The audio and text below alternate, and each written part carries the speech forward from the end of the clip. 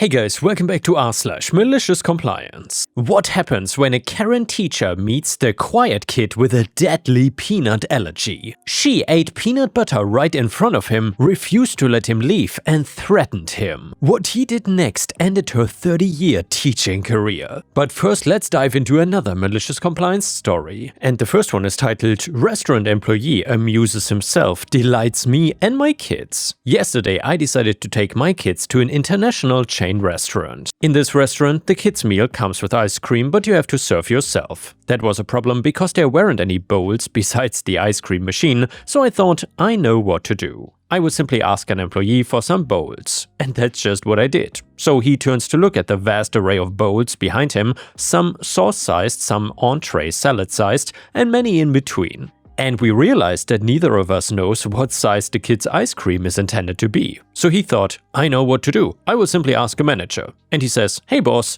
what do we put the kid's ice cream in? Without turning around, the boss says, a duck and bowl. What do you think? Yeah, but what size of bowl?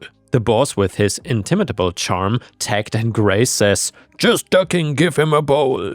The employee looked back at the bowls and then I saw him and get a big grin over his face. I apologize about that, sir. I think it's probably these ones, he says as he hands me two of the largest bowls they have in the restaurant, practically giggling with glee. My children were similarly delighted, of course. The manager walked by when we were halfway through and made a noise like a startled opossum, but said no actual words. Definitely going back there. And yeah guys, definitely thumbs up for that restaurant employee. What a legend. Also, let me know in the comments, what is your favorite ice cream? And while you're at it, please don't forget to like the video, because that would help me tremendously. The next one is another Reddit malicious compliance story, which is titled, Awful Entitled Karen Teacher Torments the Quiet Kid. And yes, this is the title story. So I was what you would call the quiet kid. Not in a creepy way, just genuinely introverted. I preferred reading during lunch and I didn't raise my hand much in class. I generally tried to fly under the radar. Part of this was my personality, but part of it was also because I had a severe peanut allergy. And I mean severe. We're talking the kind where if someone opened a jar of peanut butter in the same room, my throat would legit start closing up. My parents had spent years working with schools to make sure I was safe, and for the most part it worked out fine. Teachers would get notified at the start of each year. There were protocols in place and I always carried 2 EpiPens with me everywhere I went. But then came sophomore year and I got assigned to Mrs. Lewis's English class. Mrs. Lewis was one of those teachers who had been at the school forever. She had been teaching for something like 30 years, and somewhere along the way she had developed this belief that she was always right about everything and that any student who didn't fit her mold was either lazy, lying, or both. She had this philosophy about what she called generational weakness. I heard her say more than once that kids these days were soft and that their parents coddled them too much, and that allergies and anxiety and ADHD were all just excuses for bad parenting. Yep, that's what she said. She was that kind of teacher. The first day of class, she made a big deal about her rules. No phones, no gum, no talking when she was talking, and her big one, absolutely no leaving the classroom once the bell rang. She actually had this little latch or lock on the inside of the door that she would flip after the bell rang, and she would stand at the front like some kind of prison warden. Once the class starts, nobody leaves, she announced. Not for water, not for the bathroom, and not for drama. If you cannot hold it for 50 minutes, you should have thought about that before you got here. Anyone who leaves stays out and gets a 0 for the day. A few students looked at each other nervously, but nobody said anything. This was high school. You learn pretty quickly which teachers you could push back against and which ones you just had to survive. Now, my parents had done their due diligence actually.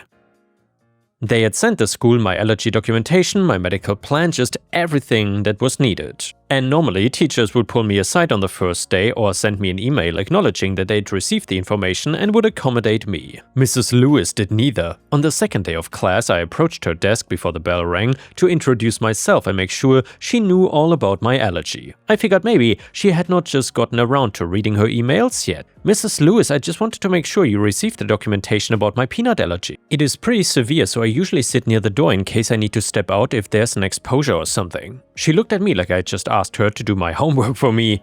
"I received it," she said dismissively, "and I think it's ridiculous. When I was your age, nobody had allergies. You know what we call peanut allergies? We called them being picky eaters." I just stood there, not sure how to respond to that. "You will sit where I assign you to sit," she continued, "and that's in the front row. I've noticed you sitting in the back and I don't like it. Quiet kids who sit in the back are either sleeping or planning something. Either way, I want you where I can see you." I tried to explain again, but my medical plan specifically says I should be near an exit in case of emergency. The nurse has a copy of it. I can get you another one if… "The only emergency in this classroom is students who think they can manipulate teachers with fake medical excuses. Sit in the front row or stand in the hall, your choice." So I sat in the front row, right in front of her desk. I figured as long as there was no actual peanut exposure, it would be fine. Uncomfortable, but fine. For the first few weeks, things were tense, but manageable.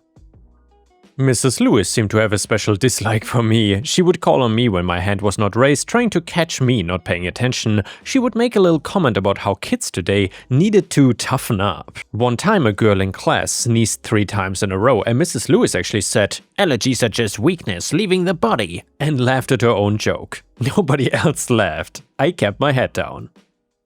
I was used to difficult teachers. I figured I could survive one semester of her class and then never think about her again, but then came the day that changed everything. It was a Thursday. And by the way guys, let me know in the comments, in which subject did you have the worst teachers? For me, for some reason, it was always the science-based subjects. I never had like an English teacher or something, or a politics or history teacher where I would say, wow, that guy was awful. It was always either biology, physics, chemistry, or math. Especially math. It seemed to have the worst teachers of all time. To be honest, there are still some math teachers that I remember from high school that I still hate up until today. I don't think that will ever change. Do you also have teachers like that? Let me know in the comments. Mrs. Lewis had been in a particularly bad mood all week because the principal had sent out a memo reminding teachers about new guidelines for student accommodations, and she had been complaining loudly about how the administration caters to snowflakes. We were in the middle of a long lecture about symbolism in some novel we were reading, and Mrs. Lewis was pacing at the front of the room like she always did.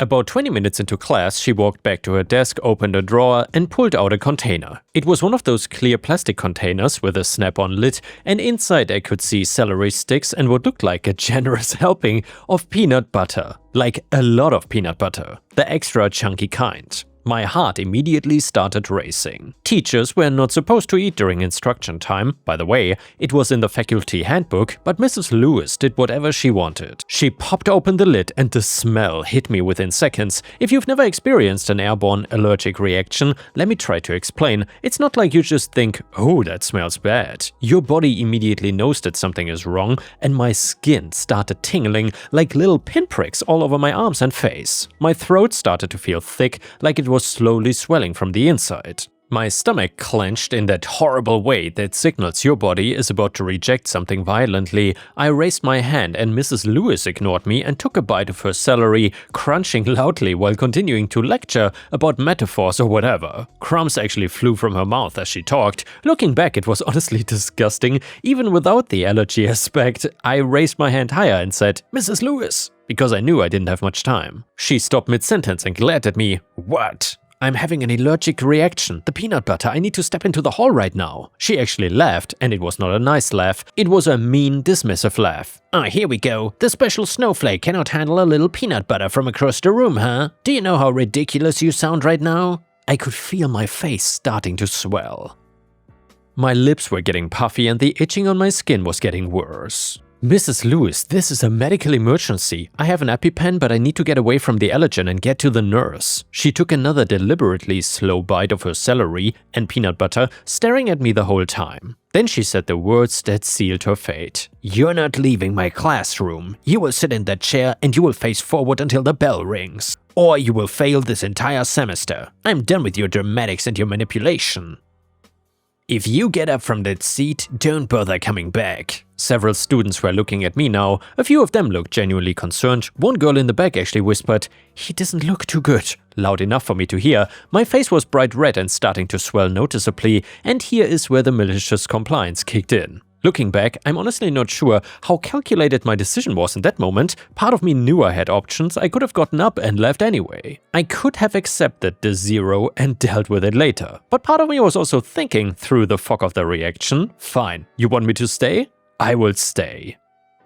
So let's see how that works out for you. I looked at her, looked at the door, then nodded. Okay, I will stay right here. She looked satisfied for about 10 seconds, then she looked confused, then she looked horrified. One of the first symptoms of a severe allergic reaction is nausea. Your body is trying to expel what it perceives as a threat even if you haven't actually eaten anything. It is violent and it is sudden and there's absolutely no stopping once it starts. I felt my stomach lurch, I knew what was coming, and I remembered her exact words. You will sit in that chair and you will face forward. So I did. I sat in my chair, I faced forward, and I didn't run to the trash can because that would mean getting up.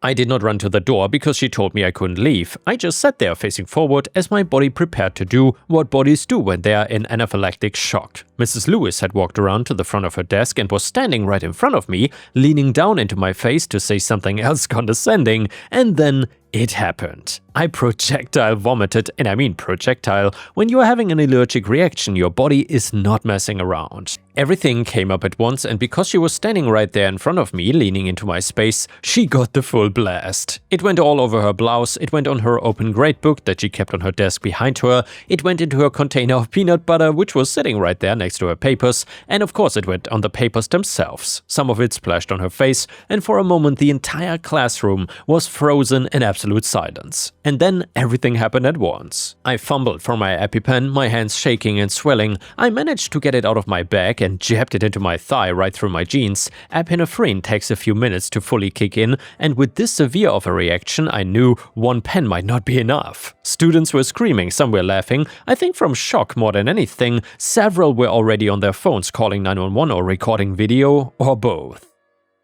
One kid ran to the door and tried to open it, but Mrs. Lewis always flipped the latch lock on the inside after the bell rang. In the chaos, it took him a few seconds of panicked fumbling before he managed to flip it back and throw the door open. Mrs. Lewis was standing there covered in vomit, just making this noise that was somewhere between screaming and gagging. She was trying to wipe her face while also trying to yell at me, but her words were not coming out coherently. Teachers from nearby classrooms came running. Someone had already reached the nurse because she showed up with the emergency supplies. I remember the nurse taking one look at me and immediately going into crisis mode. My face was so swollen that my eyes were almost shut, my breathing was getting more labored. I'd already used my first EpiPen, and when she saw I wasn't improving much, she helped me with my second one. She called for the school resource officer to call 911 and started monitoring my vitals. Through my increasingly blurry vision, I could see Mrs. Lewis still standing there, dripping, trying to explain what happened. I heard fragments of what she was saying, like, "He did it on purpose," and "faking for attention," and "ruined my gradebook." One of the students, a guy I'd barely ever talked to before, was absolutely not having it. He started telling any adult who would listen exactly what happened. She was actually eating peanut butter right in front of him. He told her that he was having a reaction and needed to leave. She said that she'd fail him for the semester if he got up. This is messed up. Other students chimed in, all confirming the same thing. Nobody was on Mrs. Lewis's side. Even the kids who usually stayed out of drama were explaining what they had witnessed. The paramedics arrived a bit later. Well, by that point I was having serious trouble breathing, even after both EpiPens, which meant I needed additional medical intervention. They loaded me onto a stretcher, gave me another epinephrine injection, plus some other medications. My mom showed up at some point. I remember hearing her voice, but everything after that is fuzzy. The nurses told me later that I lost consciousness briefly because my blood pressure had dropped so low before the medications fully stabilized me. And yes, I woke up in the hospital that evening. They kept me overnight for observation because severe reactions can sometimes have a second wave hours later. My mom was there and so was my dad, who had left work early. They explained that I'd had a severe anaphylactic reaction that required additional doses of epinephrine in the ambulance and sometime in the ER. But yeah, I was gonna be okay, but then they told me about what had happened at school after I left. Apparently, the principal had arrived on scene not long after the paramedics. He took one look at the situation, including the still vomit-covered Mrs. Lewis screaming about how I had assaulted her with my bodily fluids, and immediately started damage control. It turned out multiple students had recorded video of the aftermath. More importantly, a couple students had their phones out under their desks during the incident itself. One girl told me later she had started recording when she saw Mrs. Lewis pull out the peanut butter because she knew I had an allergy and wanted to document it just in case. That video captured my swollen face, me asking to leave, and her threatening to fail me. It was not the whole lecture, but it was enough. The video was everywhere within hours, someone posted it online and it spread fast, parent Facebook groups, local news channels, everywhere. The school district's phone was apparently ringing off the hook with angry parents demanding to know why a teacher had nearly killed a student over a power trip. Mrs. Lewis was placed on administrative leave that same day. She never came back to our classroom. The school assigned us a substitute for the rest of the semester while they conducted their investigation. The sub was this really nice retired teacher who seemed genuinely horrified when she learned what had happened. She made a point of telling the class on her first day that she kept the room completely nut-free and that anyone who needed to leave for any reason could do so without asking. Meanwhile, my parents were in regular contact with the school district's lawyers and our own lawyer. What Mrs. Lewis had done was not just against school policy, it was potentially criminal. She had been informed in writing of my allergy at the start of the year, and she had ignored my medical accommodation plan. She had deliberately brought a peanut allergen into a classroom where she knew an allergic student was seated directly in front of her, and she had actively prevented me from leaving when I told her I was having a medical emergency. The school district really didn't want this to go to court though. The video evidence was damning and the witnesses were numerous and the PR nightmare was already in full swing. They offered a settlement that covered all my medical expenses and provided additional compensation for pain and suffering. Separately, as part of their internal review, the district terminated Mrs. Lewis's employment and Mrs. Lewis's teaching license was eventually revoked after a state board review. I heard the process took over a year, but with the video evidence and the medical documentation, the outcome was never really in doubt. I don't know all the details of how it worked, but I know that multiple families came forward during the investigation with complaints about her. It turns out I was not the first student she had dismissed as faking or manipulating. There was a kid with diabetes who she had refused to let check his blood sugar during class. There was a kid with anxiety who she had mocked for having a panic attack. There was a kid with a bladder condition who she had given detention for needing to use the bathroom too often. None of those cases had escalated to the level that mine did, but they all contributed to the picture of a teacher who fundamentally did not believe in medical accommodations and actively tried to punish students who needed them. When all was said and done, Mrs. Lewis's 30-year teaching career was over. She tried to fight it from what I heard. She even tried to claim that she didn't know about my allergy even though the school had documentation proving otherwise, and she tried to claim that I'd provoked her, though nobody could explain how me asking to leave for a medical emergency constituted provocation. She even tried to claim that me vomiting on her was assault. As for me, I recovered fully from the physical effects within a few days. The emotional effects took a bit longer though. For a while, I was genuinely scared to eat anything I didn't personally prepare because my trust in adults to take my allergy seriously had been so completely violated. I had nightmares about being trapped in a room with peanut butter for months afterwards, but eventually with time and some therapy, I got back to normal. The weird thing is, I didn't even feel particularly satisfied about her losing her job. I was not happy about it, I was just glad it was over. And yeah, what she did was so needlessly cruel, so easily preventable, that it was hard to feel triumphant about the consequences. She literally almost killed me because she was too proud to admit that allergies are real. What is there to celebrate about that? I will say this though, I did follow her instructions exactly. She told me to sit in my chair, she told me to face forward, she told me not to leave, and she said I was lying about my reaction and should just prove her right by staying put. So I did. And yeah, she got exactly what she asked for. And the next one is another amazing, satisfying story that is titled, "My first boss in LA made my life hell and then sent me their resume." So I moved from the East Coast, USA to LA and got a retail sales job. The showroom manager made my life hell. She was having an affair with the married owner. Even though my sales were good, she nitpicked and complained about petty things. I used too much paper, I quit, got a new job at a very upscale showroom as the manager. After a few years, I received her resume in the mail. She was looking for a job and it was my job to hire or fire. Being the bigger person, I decided not to call her in for an interview, but even that made my day. And the next one is a beautiful story from r/MaliciousCompliance that you don't want to miss. It is titled, "I don't work here anymore." Hey boss, got an opening? So I worked for a medical transportation company that had a contract with Medicaid. One of their many rules was that you could not provide any assistance to the patient inside of their house. One elderly lady had an old house with a very small foyer that you had to climb 3 steps to get to the main floor. The only other entrance was around back and up 2.5 flights of rickety steps to an old deck that opened into a bedroom. Upstairs, she is in a wheelchair. Common sense says, take her in the front door, up 3 stairs, and she is home on the level she lives on. Well, Medicaid says, take her up the outside stairs, dump her in the bedroom upstairs, and let her worry about getting down to the living room level. So yeah, we of course ignored their policy and took her in the front door anyway. However, there was a random inspection by a random inspector showed that we were not in compliance. So then we appealed. The inspector came out and saw the different options and decided that we had no case for appeal. Take her up the outside stairs. Well, let me tell you, that was a nope. From then on, when the driver arrived at her house, he would get her out of the van in the sidewalk and then get on the radio and tell the boss to shove his stupid job. So now that he was no longer an employee, he was free to assist this lovely person into her front door and up the stairs. Once finished, they would come back to the van, tell the boss they'd reconsidered, and ask for their job back. Boss was always understanding and took them back, but very carefully noted the 10 to 15 minutes break in their employment to show that the company remained in compliance. The aftermath, you're asking? We had contests to see who could have the most dramatic I quit scene. Medicaid noted our activities, but could not put a handle on how to stop it. Malicious compliance achieved. And yeah guys, if you ever achieved malicious compliance at your workplace, then please let us know about it in the comments. Otherwise, I will see you again tomorrow. Thank you for watching.